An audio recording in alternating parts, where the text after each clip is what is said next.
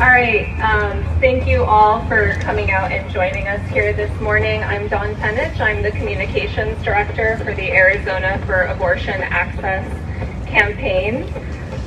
For the lineup that you'll be hearing from today, you'll hear from Chris Love, my colleague on behalf of the campaign. You'll hear from Dr. Denise Link, a nurse practitioner of women's health. Physician's Associate Chandra Goff, Acute Care Physician Associate. And finally, Joanna Sweat, veteran mother and Arizonan. And we're going to ask to please hold all questions until the end of our four speakers, and then we'll try to make sure that everyone can ask and answer everything possible. So first up, my colleague Chris Love on behalf of the Arizona for Abortion Access campaign.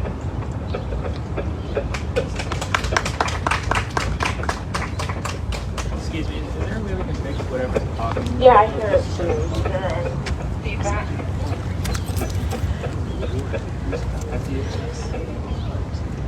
Got it? Thank you. Oh, but that's the power. Okay. All right.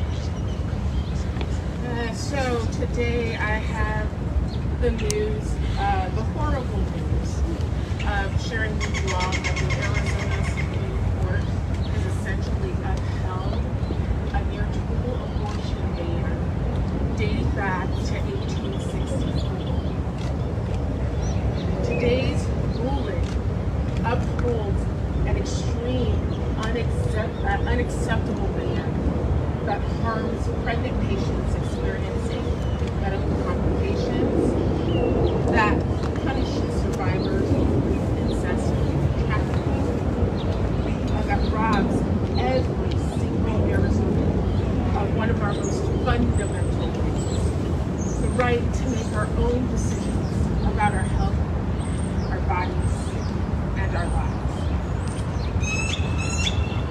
This is why passing the Arizona Abortion Access Act by ballot measure this November is just as critical today as it was yesterday. Arizonans deserve the right to make our own decisions about pregnancy and abortion without politicians and judges interfering. In fact, we need this ballot measure on the ballot in November. Right.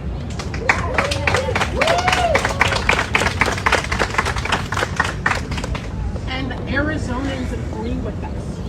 We've already collected well over 500,000 signatures.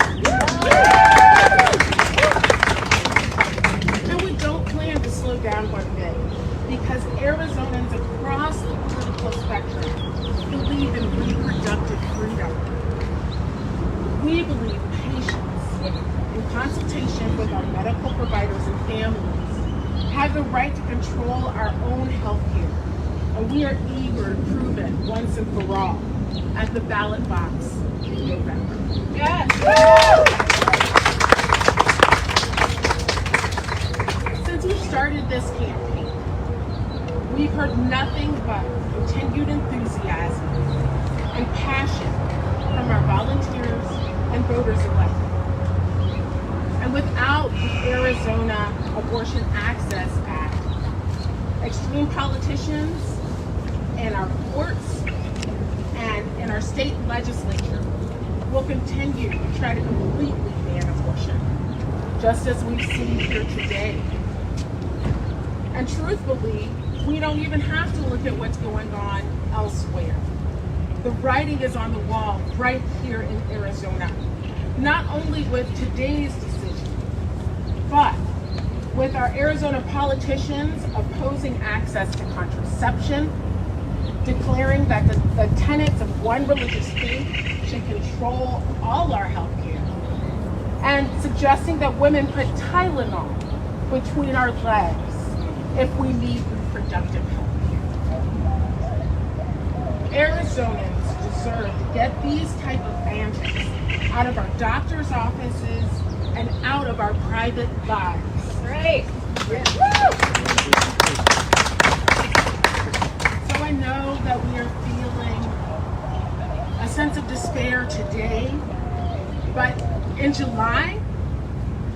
turning in more than double the required minimum number of signatures. Yes, you bet. And in November, we'll make history when Arizona voters overwhelmingly vote to restore abortion rights and reproductive freedom in our state constitution once and for all. Thank you, and I definitely think Denise is going to come up and say it.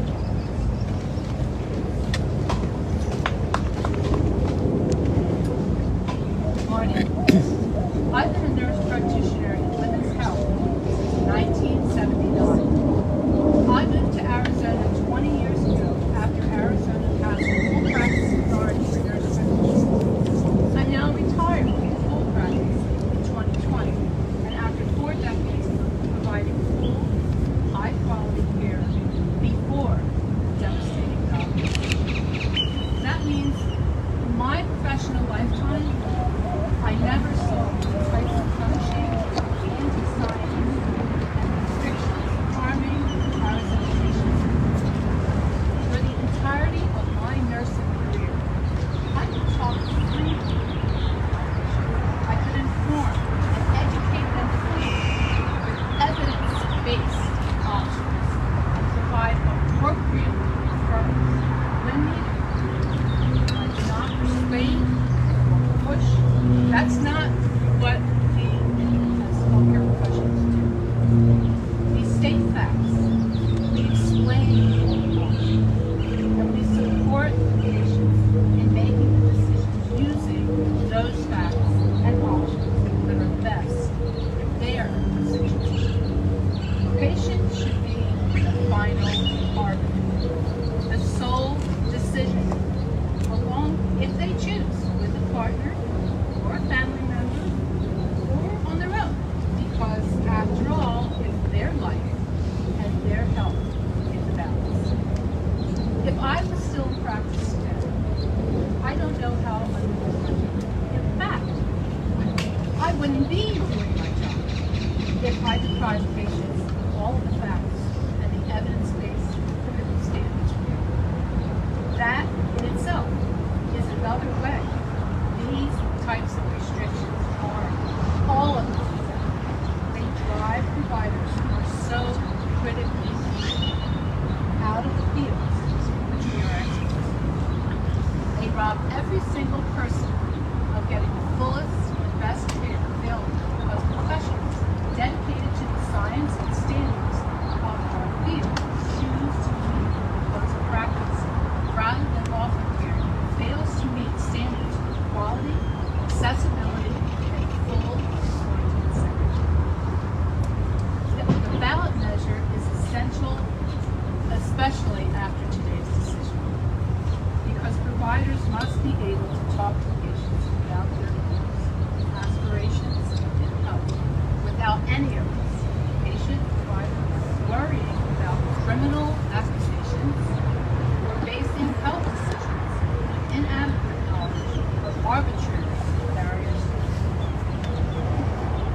The decision today by the Arizona Supreme Court is completely out of bounds. And Arizona patients like the ones I've cared for definitely deserve better. Thank you.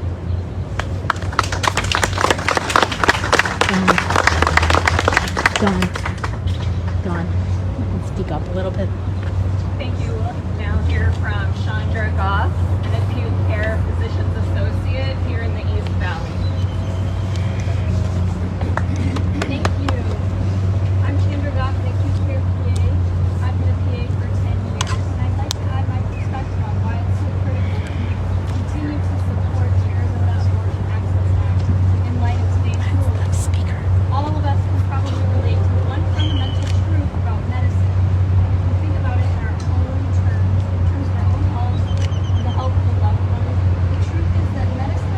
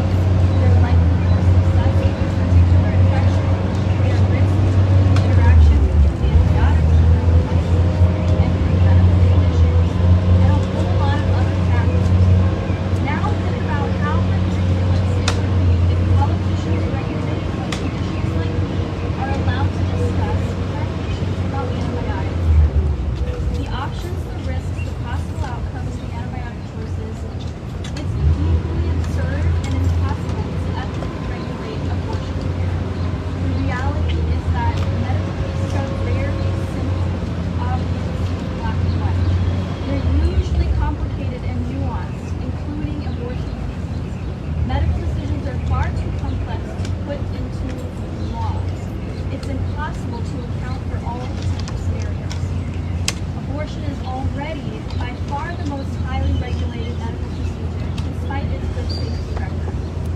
Situations that are ethically difficult and complicated occur in all types of healthcare. That is not at all unique to reproductive care.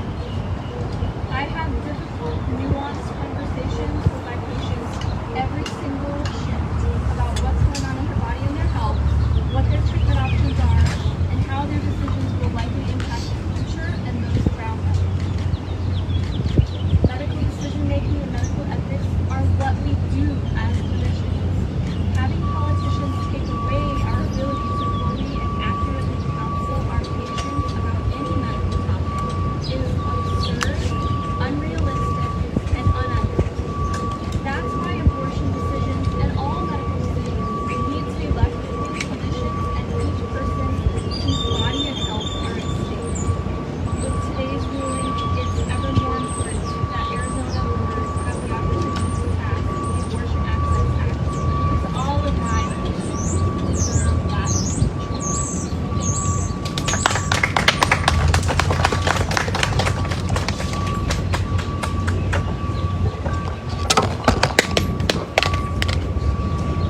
Finally, we'll hear from our last speaker and then take some questions. Hi everybody, my name is Joanna Sweat, and I'm a Marine Corps veteran, an activist, and a proud mom of 3. And like 1 out of 4 American women, I too have accessed abortion care. I had my first baby at 18, got married, and joined the Marine Corps because I thought it would be the best way to build a life for me and my family. I had my second baby during my second year in the Marine Corps, and then my third 2 years later. Just 6 weeks after the birth of my third child, I was sent away to a training exercise and separated from my newborn for nearly 2 months. Being a mother and a Marine is always difficult. Reliable birth control, difficult to access, and women in service are accused of using pregnancy to avoid hardship duties, are stigmatized and ostracized. At 23, with 3 young children under 5, I sought a tubal ligation, and my husband sought a vasectomy.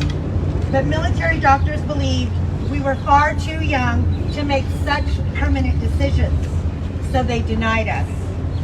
When I got pregnant again, I knew I couldn't have the baby. We couldn't afford it, and in the post 9/11 period, I knew I was going to be soon deployed to Iraq. It was an impossible situation, so I chose to have an abortion and serve my tour in Iraq in the name of fighting for freedom and for our world. When I returned for deployment, I again fell pregnant, but this time with an ectopic pregnancy, which of course was not viable and could be life-threatening. So I had to have another abortion. These 2 healthcare decisions allowed me to be the best mother I could to my 3 amazing children, while also continuing to serve my country as a Marine and to protect my own health. Most importantly, these were my decisions to make with my husband and with my doctors.